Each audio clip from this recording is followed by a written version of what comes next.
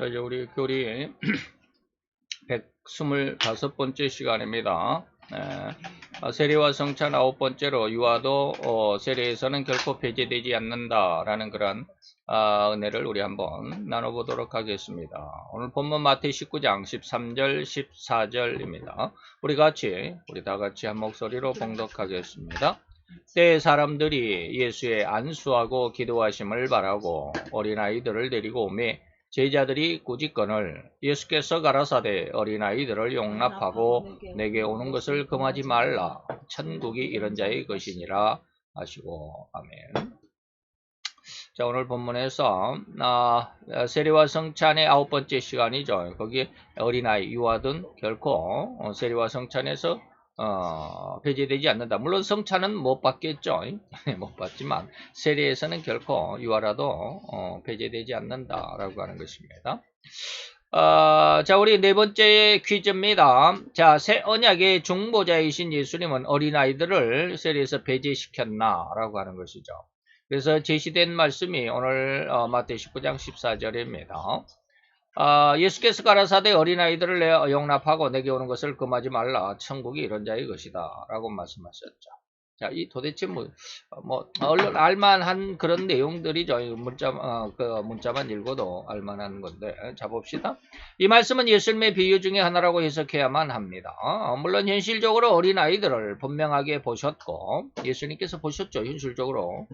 그 어린아이들을 향한 말씀이거니와 이는 진실로 문자 그대로 받으면 안 될 큰 문제가 있음을 깨달아야만 한다. 현실적으로 육체적으로 어린아이를 예수님이 보시고 진짜로 육체적으로 그 어린아이들이 다시 말하면 여기 뭡니까? 천국이 이런 자의 것이다. 육체적으로 사실적으로 나이가 어리고 또 체격이 작은 이 어린아이들이 천국은 바로 그런 어린아이들의 것이다 라고 이렇게 현실적인 것으로 문자 그대로 우리가 이것을 받아들인다면 어른들은 단 한 사람도 천국에 못 들어가죠. 큰일 날 해석이 돼버립니다. 그래서 천국이 이런 자의 것이다라는 결론을 생각해 본다면 천국에는 결코 어른들은 들어갈 수 없다라는 의미가 되어버리기 때문에 문자 그대로 받을 수도 없고 문자 그대로 해석해서도 안 된다 이 말입니다. 그래서 오늘 우리는 이 어린아이라는 단어의 두 가지 의미를 잘 이해할 수 있어야 되겠습니다. 그 어린아이라는 의미를 오늘 한번 생각해 보고자 한다 이 말입니다. 첫째는 뭐냐면 현실적으로 실제적인 어린아이, 육체적으로 아주 작은 이 말이죠. 그리고 또 다른 하나는 의미적인 어린아이가 있습니다. 이것이 뭐냐면 그 신앙적인 어린아이고 쉽게 말하면 초신자다 이 말입니다. 초신자다. 90세가 넘은 할아버지라 할지라도 지금 막 예수를 믿고 깨달았다고 한다면 그를 초신자다. 이제 막 영적인 신앙적인 애기다 이 말입니다. 이런 어떤 의미가 있을 수도 있습니다. 그래서 신앙을 시작하고서 오래지 않은 시간 안에 있는 자들을 우리는 초신자라고 그러죠. 물론 우리가 교회 나와서 열심히 신앙생활하면 요즘에는 이제 권찰 과정이 없다라고 그러는데 한 6개월 되면 학습을 받고 또 나머지 또 6개월 1년이 되면 세례를 받고 또 몇 년 지나면 또 권찰되고 또 집사되고 막 이렇게 하죠. 그런데 바로 거기에서 세례 정도까지 이렇게 말할 수도 있겠죠. 그리고 신앙생활을 또 몇 년을 잘해야 권찰이 되고 집사가 되고 그러는데 그 직분을 받기 이전까지 말이죠. 그래서 마가복음을 기록한 마가는 이런 의미를 담아 기록했습니다. 마가복음 10장 15절에 보니까 내가 진실로 너에게 이르노니 누구든지 하나님의 나라를 어린아이와 같이 말이죠. 같이 어린아이와 같이 라는 말이죠. 받들지 않은 자는 결단코 천국에 들어가지 못한다라고 하는 것이죠. 여기에서 이 가치라는 말로 우리는 그 의미, 즉 비유임을 증명하고자 합니다. 즉 천국은 어린아이가 받드는 곳이 아니라 어린아이가 들어가서 어린아이들이 봉사하고 어린아이들이 나라를 중심적으로 운영해 가고 이런 것이 아니라 어린아이와 같이 말입니다. 어린아이의 마음으로 어린아이의 그 어떤 의도로 이 말이요. 그걸 받들어야 한다는 의미고 그 지극히 순수한 마음을 어린아이로 의미한다고 한다면 바로 그렇게 진실하고 순수한 마음으로 천국을 그리고 천국의 백성이 된 이웃을 향한 마음과 그 믿음을 의미하는 것이 아니겠나 이 말이죠. 맞겠죠? 우리는 하나님께서 인간을 그것도 그 생명을 가장 귀하고 관심을 가지고 계신다라는 것을 사실을 우리가 이미 앞에서 말씀을 드렸죠. 또한 그렇게 관심을 두는 생명이 갓 태어난 갓난아기일지라도 결코 예외 없이 한 생명이고 또 하나의 독립된 인격체고 독립체로서 인정하시고 또 사랑하신다라는 것을 이미 우리가 앞의 문제들에서 잘 알아봤습니다. 예수님도 또한 어린아이에게 대한 이런 사랑을 본문 마가복음 10장 15절에서 그렇게 표현했죠. 또 이런 의미와 내용을 잘 기억하면서 오늘 제시된 본문을 주신 하나님의 의도를 살펴보고자 합니다. 자, 오늘 주어진 본문 마태 19장 14절입니다. 어린아이를 용납하고 내게 오는 것을 금하지 말라. 천국이 이런 자의 것이다. 자, 이때 상황은 어떠한 상황이었을까라고 하는 겁니다. 앞에 13절, 14절이니까 13절을 가보면 수많은 사람이 예수님 앞에 예수님에게 좀 은혜를 얻으려고 아주 구름대처럼 모여오는 그때에 사람들이 예수의 안수하고 기도하심을 바랬다. 예수님께 안수를 받으려고 막 수많은 사람들이 예수님께 기도를 받고 나음을 입고 고침을 받고 그러니까 또 이제 자녀가 있는 부모들은 또 내 아이가 좀 하나님 예수님께 복을 받았으면 좋겠다. 뭐 이런 것이죠. 그래서 예수님의 안수하고 기도하심을 바라고 어린아이를 데리고 이제 그 수많은 인파를 해치고 온다 이 말이죠. 그랬더니 제자들이 꾸짖었어. 왜 꾸짖었어? 이거 어른들도 지금 이 순서가 안 가는데 어린아이들을 여기다가 집어넣으면 어떡하냐? 어린아이들은 좀 나중에 하자. 뭐 이런 어떠한 것이겠죠. 어른들 먼저 이 말이죠. 글쎄. 동서고금을 막론하고 부모들은 다 같이 자기 자녀들이 더욱 잘되기만을 바라는 마음이 다 같은가 보죠. 물론 다 그렇겠죠. 자기 아이들의 자녀들이 잘되기를. 그래서 주님도 이렇게 말씀하시기도 했습니다. 너희가 악한 자라도 좋은 곳으로 자기 자식에게는 준다라고 하는 것이죠. 그 뒤에 말이 뭡니까? 하물며 하늘에 계신 너희 아버지께 구하는 자에게 하나님 앞에 간절히 기도하는 자에게 좋은 곳으로 주시지 않겠느냐. 다른 성경에는 성령을 선물로 주시지 않겠느냐라고 했습니다. 이 좋은 것을 뭘로 그랬어요? 성령으로 말씀을 하고 있습니다. 자, 한번 잘 봅시다. 저도 가끔 가다가 그런 말을 하잖아요.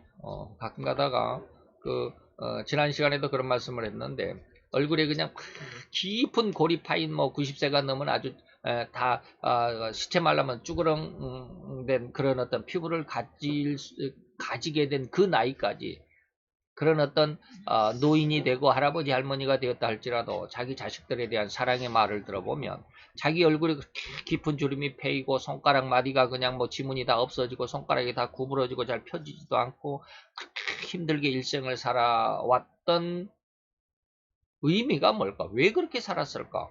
자식들 잘 되기를 바래서. 그러죠. 그렇게. 이건 동서고금을 막론하고 다 똑같다 이 말입니다. 자, 그러면서 가끔마다 이제 텔레비에도 그런 내용들이 나와요. 그러면 그거 볼 때마다 저는 그래요. 하나님이 우리를 얼마나 저렇게 사랑했을까. 자기 자녀를 그렇게 사랑했다고 한다면 바로 이 말이죠. 마태 7장 11절입니다. 하늘에 계신 너희 하나님 아버지가 그 아버지에게 구하는 자, 기도하는 자에게 좋은 것, 성령을 선물로 주시지 않겠나. 야, 참 하나님 앞에 저렇게 그 부모가 이렇게 자녀를 사랑하고 자기 얼굴이 다 쭈그렁방탱이가 되고 손가락에 다 지문이 없어지고 그렇게 힘들게 고생하고 힘들게 살았음에도 불구하고 힘들다라고 말하지 않아요. 뭐라고 그래요? 내 자녀가 이렇게 해서 좋습니다. 라고 말하는 거예요. 하나님의 마음이 바로 그렇지 않나. 우리가 하나님의 자녀라고 한다면 하나님 앞에 얼마나 시체 말로 하면 아양을 떨고 하나님 앞에 잘 보이려고 해야 되지 않나. 그런 생각도 한번 해보고 합니다. 악한 자들일지라도 그가 도둑질을 하면 도적이고 강도고 살인자라 할지라도 자기 자녀들은 더없이 사랑스럽다고 하고 애틋한 마음을 지울 수도 없고 없앨 수도 없는 인간의 본연의 감정이라고 할 수 있습니다. 여러분들 김대두 사건 아십니까? 김대두라고 하는 사람이 있었습니다. 사형수였는데 군대에서 쉽게 예전 이제 요즘에는 그런 제도를 다 없앴다고 그러는데 공감병이었나 봐요. 공감병으로 있었는데 그 집에 이제 식모가 있었어요. 근데 아주 옛날이기 때문에 요즘에는 뭐 좋은 전자제품들이 많지만 그때 당시에는 트랜지스터 라디오라고 그래요. 조그마한 이동식 손에 딱 들고 다니는 뭐 이제 뭐 벽돌만한 거 있죠. 좀 크긴 하지만 그런 트랜지스터 라디오가 없어졌어요. 그래서 누가 가져갔냐라고 이렇게 하니까 그 식모가 요즘에는 가정부라 그러죠. 그 가정부가 그 공감병을 향해서 제가 가져갔어요. 가지고 자기가 가져가지도 않았는데 누명을 쓰고 쉽게 말하면 군대 영창을 간 거죠. 그래서 몇 년을 살고 나왔어요. 그리고 그 살면서 마음에 응어리를 품었죠. 너 나중에 나가면 보자. 내가 그렇게 내가 안 가져갔다고 그래도 내 말을 안 들어주고 나를 믿지 못하고 영창에 보냈다. 그래가지고 나와서 다시 그 부대로 와서 공감병에 이제 공감병은 아니겠죠. 가서 이제 흉기를 들고 들어가서 그 중대장의 부부하고 어린 아이까지인가? 3명인가 4명인가를 그 식모까지 흉기로 다 살해를 했어요. 그래서 이제 사형수가 됐는데 뭐 그게 문제가 아니라 그 사형수가 이제 여기저기 그 교도소로 옮겨가죠. 옮겨갔는데 그에게는 어머니 다 늙은 어머니가 한 분 계셨습니다. 이 어머니는 세상이 다 손가락질하고 저 나쁜 놈이라고 저 흉악한 놈이라고 어떻게 저렇게 망치로 사람을 두들겨 패서 죽일 수 있느냐고 난리법석인데도 그 어머니는 자기 아들이니까 머리에다가 그렇게 그냥 갈치 몇 마리 고등어 몇 마리 이고 그 생선 장사를 해가지고 번 돈을 사식을 계속해서 아들한테 사식을 넣어주고 이 아들이 여기에서 저쪽으로 멀리 또 이감이 되면 거기까지 또 쫓아가 가지고 또 거기에서 또 그렇게 하고 사형받아 죽을 때까지 그렇게 했다라는 일화가 있습니다. 이게 뭐예요? 그 자녀들 아주 악한 자라도 자기 자녀에게는 그 자녀가 그렇게 악할지라도 자녀는 사랑할 수밖에 없는 이게 뭐냐면 하나님이 우리 인간을 볼 때 이 말입니다. 인간이 아무리 하나님을 거역하고 반대하고 흉악하다 할지라도 하나님은 그를 둘째 탕자처럼 탁 문을 열어놓고 기다리고 계신다. 자, 그럴 수밖에 없는 이유가 뭘까? 왜 인간은 이렇게 부모가 자식에 대한 이 애틋한 사랑을 가지고 있을까? 그건 삼위일체이신 하나님께서 바로 그런 마음을 인간에게 주었기 때문에 그것은 뭐예요? 하나님의 형상과 모양으로 지었기 때문이다. 인간에게 그런 자식을 사랑하는 마음이 있다라고 하는 것은 이미 하나님이 인간을 향한 그 사랑의 마음이 있었기 때문에 그 사랑의 마음을 인간에게 형상으로 넣어줬기 때문이다 라고 하는 겁니다. 그렇게 인간을 만드셨기 때문이죠. 곧 인간의 마음은 성부 하나님의 사랑을 그대로 닮았기 때문입니다. 곧 어버이의 마음은 자녀들이 잘 되기만을 바라는 마음을 가진 거룩하고 사랑을 담도록 해서 그렇게 했던 형상이기 때문에 그렇습니다. 그래서 오늘 본문에서도 무사람들이 그렇게 자녀를 사랑한 사랑의 마음을 읽을 수가 있었습니다. 오늘 본문에 무슨 말이 있었습니까? 자기 자녀들을 뭐라고 그래요? 예수의 안수하고 기도하심을 바라고 자기 아이들을 예수님 앞으로 데리고 왔다. 제자들이 꾸짖을 수밖에 없는 정도로 아주 극성이었던 모양이죠. 자, 사람이 자기의 자녀들이 예수님의 안수를 받고 축복 기도를 받아 더욱 잘 되는 인생이 되도록 하는 간절함을 표현한 구절이었겠죠. 그래서 너도 나도 예수님에게 자기의 자녀들이 예수님의 안수 또는 축복 기도를 한번 받았으면 하는 마음에서 예수님 앞으로 들이밀고 들어오고 있었는데 제자들은 질서를 위한 이른바 교통정리를 하고 있었을 것입니다. 그런 상황에서 사람들이 밀치고 밀리는 그런 상황을 그대로 방관도 방치할 수도 없었죠. 제자들은 그러겠죠. 질서를 지켜야 되죠. 예수님에게 조금 위해가 되면 안 되죠. 그래서 앞장 세워져 부모에게 떠밀려 나오는 아이들을 향하여 짜증을 낸 것입니다. 그렇게 하는 제자들의 마음에는 물론 예수님의 부담을 줄까봐 또 조금이나마 위해가 될까봐 미리 정리하는 그런 상황, 질서를 잡는 이런 상황이라고 아니할 수 없었겠죠. 바로 그렇게 복잡하고 수많은 사람이 아우성치는 소음들로 인해서 소란하여 질서가 없는 듯한 상황 가운데서도 주님은 제자들에게 핀잔을 듣고 주춤하고 있는 부모들과 아이들을 향하여 가장 자유스러운 마음과 눈빛과 마음으로 그들을 오히려 맞이해 주셨습니다. 이것이 바로 뭡니까? 사랑의 본체이십니다. 아까 이제 김대두라고 하는 사형수의 어머니 말씀을 잠깐 드린 것처럼 세상이 다 욕하고 세상이 다 손가락질해도 그 엄마는 자기 아들을 위해서 그 늙은 몸을 노고를 이끌고 생선 장사를 해가면서 아들의 사식을 넣어주고 옥바라지를 했다라고 하는 이게 뭐요? 사랑의 모습이죠. 하나님이 인간에게 그런 모습을 줬어요. 처녀 총각 때는 잘 몰라요. 자식을 낳기 전까지는 이런 어버이의 마음을 전혀 못 느껴요. 서로 형제들 간에 서로 욕심이나 내고 서로 싸우고 시기나 하고 그러지. 그런 사랑의 마음이 없어요. 그런데 나중에 이제 지가 장가를 가건 또한 시집을 가건 그래가지고 자기 자식을 낳으면 이때는 이제 엄마 아빠가 눈에도 안 차죠. 시체 말라면 지 새끼만 원하는 엄마 아빠가 하거든요. 옛날에 그런 어떤 뭡니까 뭐 여성 시대인가 뭐 어디에 그런 라디오 방송이 한번 나왔어요. 시집을 간 이제 며느리가 아주 쉽게 말하면 부잣집 며느리였었나 그리고 또 회사에서도 돈을 잘 버는 중역 좀 됐나 좌우지간 그랬어요. 그래서 맞벌이를 하다 보니까 아기를 얻기 맡길 데가 없어가지고 시어머니가 봐주고 있었어요. 근데 어느 날 아기가 좀 넘어져 갖고 다쳤는지 뭐 크게 다치지는 않았지만 뭐 조금 상처가 나고 그랬나 봐요. 근데 퇴근하고 온 그 며느리가 아기의 모양을 보더니 너무 화가 나가지고 옆에 있는 자기 시어머니 뺨을 때렸어요. 아주 순식간에 일어난 일이죠.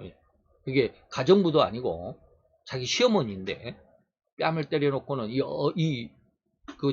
며느리도 자기 한 행동에 대해서 아주 얼어붙어 버려요. 내가 하는 순식간에 일어났으니. 그리고 그 광경을 보는 시아버지도 소파에서 앉아 있다가 너무 황당해서. 그래가지고 그 순간에 온 그 집안이 그냥 싸늘하게 냉기가 흘렀죠. 그리고 그 다음날 그날 저녁에 아버지가 아들을 불러가지고 조용히 말을 했어요. 나가라. 더 이상은 너하고 네 마누라하고 애들하고는 우리 집에 발들이지 마라. 그런 얘기가 한번 있었어요. 그러죠. 자기 애들은 너무 사랑스러워. 그런데 그렇게 사랑스러워하는 그 사랑을 자기 엄마나 자기 아빠로부터 자기가 받고 살았다는 것은 전혀 몰라. 내리사랑이라고 그러죠. 그래서 우리는 내 자식을 사랑할 줄만 알지 위에 엄마 아빠를 그렇게 사랑으로 모셔드릴지는 몰라. 참 그러죠. 바로 이것이 사랑의 본체이신 하나님의 인간을 향한 마음입니다. 그리고 그것이 진심일 뿐입니다. 뭐 하는 것이 잘 되기만을 바라는 것이 말이 어디가 있었는데 자 그런 하나님의 사랑의 마음과 그리고 품 안에 안기는 귀한 믿음으로 성장하기를 하나님의 품 안에 안겨지는 귀한 신앙인으로 성장하기를 바랍니다. 자 그러면 이제 우리는 이러한 상황을 연출한 그 내면에 들어있는 하나님의 의도와 진리 안으로 좀 파헤쳐 들어가 보도록 하겠습니다. 어린아이가 도대체 뭐냐 이 말이죠. 우리는 이미 천국이 이런 자 어린아이 것이니라라는 이 말씀과 같이 문자 그대로 해석한다면 결코 천국에는 어른들고 성인들은 들어갈 수 없을 것이라는 이상한 설명을 들을 수밖에 없었습니다. 앞에서 말씀드렸죠. 그러나 주님의 의도는 결코 그럴 수가 없습니다. 어린아이들만 위한 천국을 만드셨을 리도 또 만드시지도 않았다라고 하는 것이죠. 어린아이라는 현실적으로 예수님 앞으로 나오는 그 어린아이들을 앞에 두고 하신 말씀에는 깊이 상고하고 묵상해야만 하는 깊게 숨겨진 뜻이 있을 것이란 예상은 누구나 쉬할 수 있을 것이고 우리는 그 의미를 찾아내야만 합니다. 어린아이들이란 세상에 생명으로 태어난 지 많은 세월을 지내지 않은 사람들을 의미합니다. 쉽게 말하면 유치원 이전을 어린아이라고 말할 수 유치원생도 어린아이죠. 그러면 초등학생 그럴 수 있겠죠. 그것처럼 의미적으로 태어난 지 얼마 지나지 않은 생명이 무엇일까 하는 의문을 가질 수 있습니다. 자, 이 말을 한번 봅시다. 요한복음 3장 3절에서 5절까지 예수께서 대답하여 가라사대 진실로 진실로 내게 이르노니 사람이 거듭나지 않으면 하나님 나라를 볼 수 없다 라고 니고데모가 이 말을 예수님께서 이 말씀하셨습니다. 그랬더니 니고데모가 대답해서 가로되 사람이 늙으면 어떻게 날 수 있습니까? 엄마 뱃속에 다시 두 번째 들어갔다가 나올까요? 라고 물어봤습니다. 그랬더니 예수님께서 대답하시되 진실로 진실로 내게 이르노니 사람이 물과 성령으로 나지 아니하면 이 말이에요. 사람이 거듭나야 하나님 나라에 들어갈 수 있다. 거듭나지 못하면 하나님 나라를 볼 수조차 없다. 들어가기는커녕 보는 것도 안 된다 이 말이에요. 그 어떻게 그러면 다 큰 사람이 어린아이라면은 뭐 엄마 뱃속에서 나오면 된다는데 더 거듭난다는 말은 뭐예요? 두 번째 난다라는 뜻이거든요. 두 번 태어나면. 그런데 두 번 태어나지 않으면 그럼 사람이 어떻게 두 번 태어나나 엄마 뱃속에 다시 들어갔다가 나올까요? 그러니까 예수님이 두 번 태어나는 의미를 말씀하셨습니다. 사람이 물과 성령으로 태어나야 된다. 이렇듯 사도 니고데모와의 대화에서 주님은 천국 입성의 자격을 언급했습니다. 사람이 거듭나 두 번 태어나야만 하나님 나라인 천국에 들어갈 수 있다라고 말이다. 그래서 이후 사도의 이론이 되는 이 니고데모는 거듭난 생명에 대해 이해할 수가 없었습니다. 그렇죠.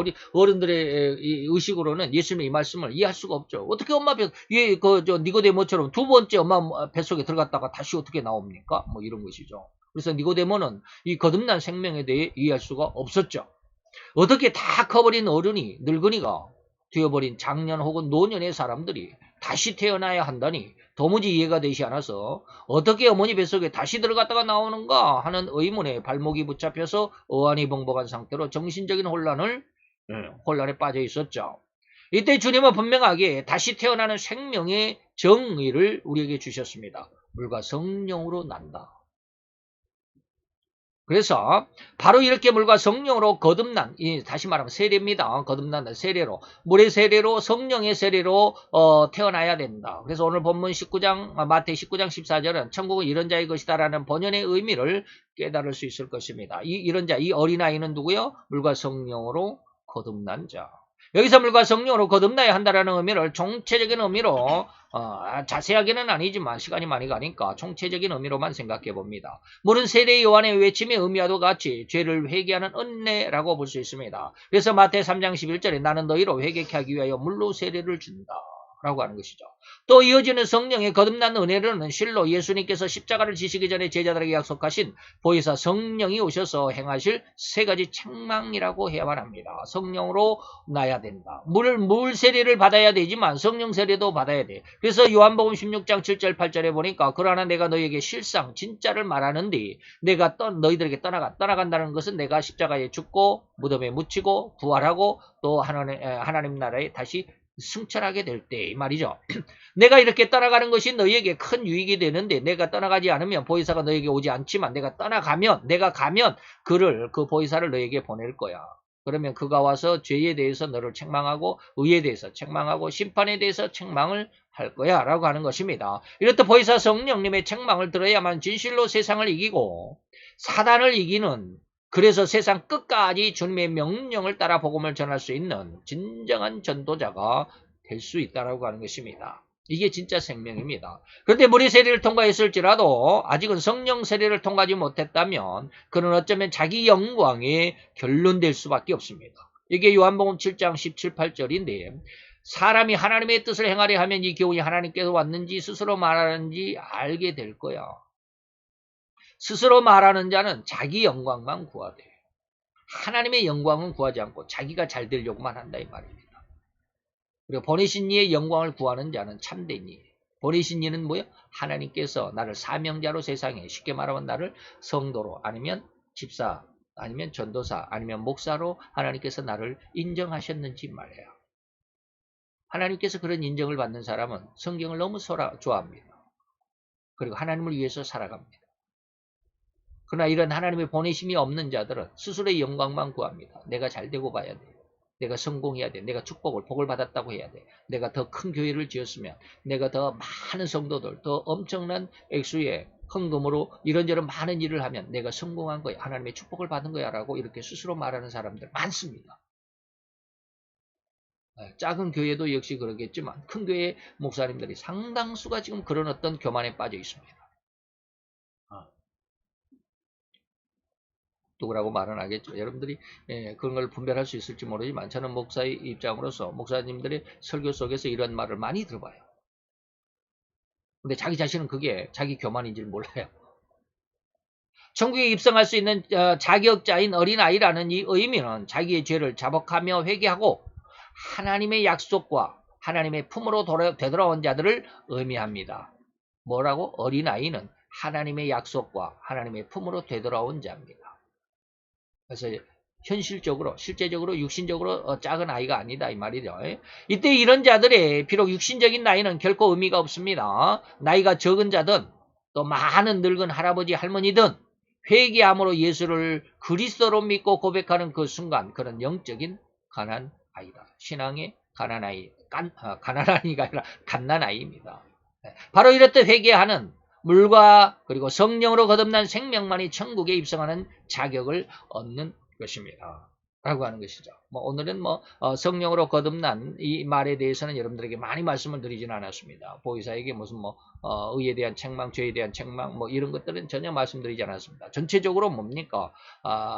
다시 말하면 예수의 십자가 앞에서 물세례로 인해서 나의 모든 죄를 회개하고 예수님을 구주로 영접하는 그 물의 세례와 하나님의 은혜로 말미암아 내 모든 죄가 용서되는, 죄성까지 용서되는 그 성령의 세례로 인해서 우리에게 진정한 천국의 입성자, 천국은 바로 이런 자의 것이다라고 했을 때 물과 성령으로 거듭난 다시 태어난 자의 본향이 바로 천국이다라고 하는 것입니다. 잘 이해하셨을 줄로 믿고 기도합시다.